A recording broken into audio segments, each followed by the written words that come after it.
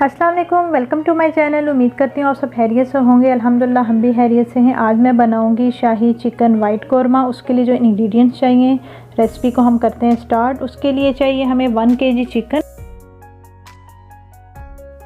और 2 medium size के प्याज मैंने स्लाइस में काट लिए, 2 हरी मिर्चें ले लिए, 1 टेबलस्पून अदरक और 1 टेबलस्पून जो है लहसुन का पेस्ट ले लिया है और 3 टेबलस्पून दही लिया, 3 टेबलस्पून क्रीम और बादाम जो है ले लिए जो छिलका उतरा हुआ है, और हाफ़ कप जो है ऑयल हमें चाहिए, और हाफ़ से भी कम जो है ना हमें चाहिए मिल्क और 1 टेबलस्पून लेमन जूस।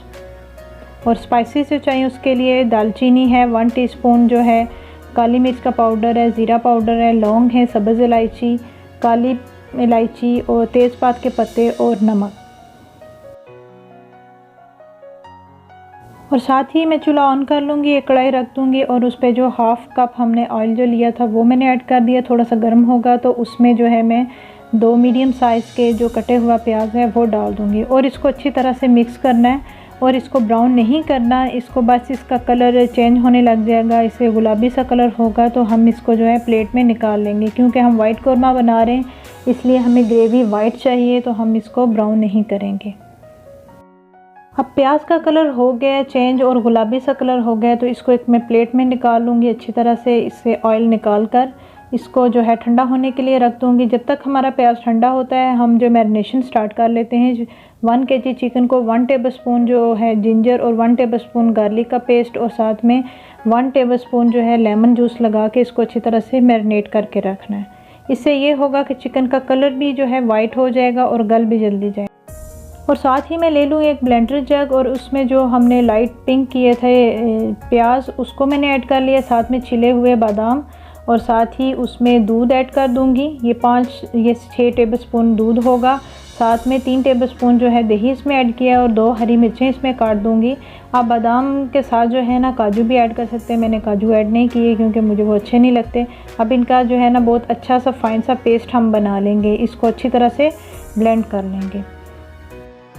ये जो है मज़ेदार सी पेस्ट हो गई रेडी। अब साथ ही जो ऑयल बच गया था जिसमें हमने प्याज गरम किया था उसी ऑयल में हम क्या करेंगे, सबसे पहले अब ऑयल थोड़ा सा गर्म हो गया तो इसमें साबुत ज़ीरा, बे लीफ, सब्ज़ इलायची, मोटी काली इलायची, लौंग ये डाल के इसको थोड़ा सा गर्म कर लेना है। जो है आंच जो है वो आपने हल्की रखनी है कि ये स्पाइसेस जले ना। ये साबुत मसाले मैंने पहले ऐड किए।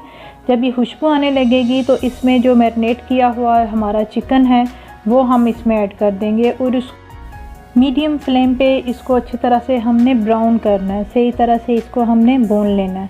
जब इसका कलर जो है ऐसे वाइट सा होने लग गया है तो साथ ही हम इसको चम्मच चलाते रहेंगे ताकि लहसुन और अदरक ना जले। अब हमारा गोश्त अच्छी तरह से हो गया है ब्राउन और इसमें जो हमारे पाउडर स्पाइसेस है वो मैंने ऐड कर लिए कि उसमें गरम मसाला था, काली मिर्च का पाउडर था, नमक है, ये हमने इसमें ऐड करना है और इसको अच्छी तरह से भून लेना है।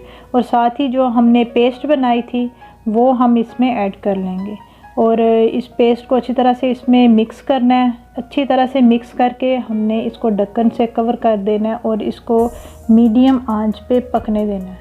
15 मिनट के लिए हमने इसको पकने देना है, 15 से 20 मिनट।